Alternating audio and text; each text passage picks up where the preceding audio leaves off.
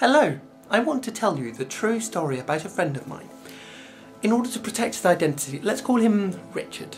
Richard and I were quite similar in many ways. We enjoyed the same things, had similar opinions on a lot of stuff, and generally just thought in pretty much the same way. I have a lot of good memories from the time we spent together, and I still remember the distinctive way he would laugh with his mouth closed. He seemed like a happy person. And then one day, Richard left. Suddenly. It was very strange, no one knew why he'd gone or what had happened. And for half a year, I was in the dark too.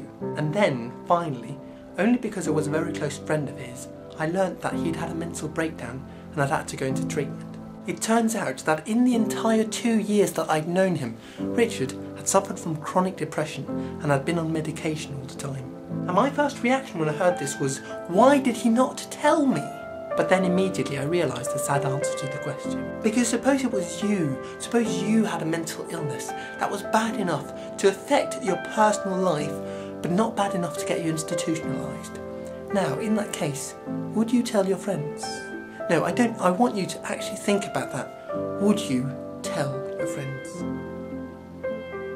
I don't think you would. Mind is a charity which is there to help people with mental illnesses like depression, personality disorders, OCD, neurosis, psychosis and anything else you can possibly imagine. But Mind is also there to do something else which I think is at least as important, and that is to spread awareness about mental health.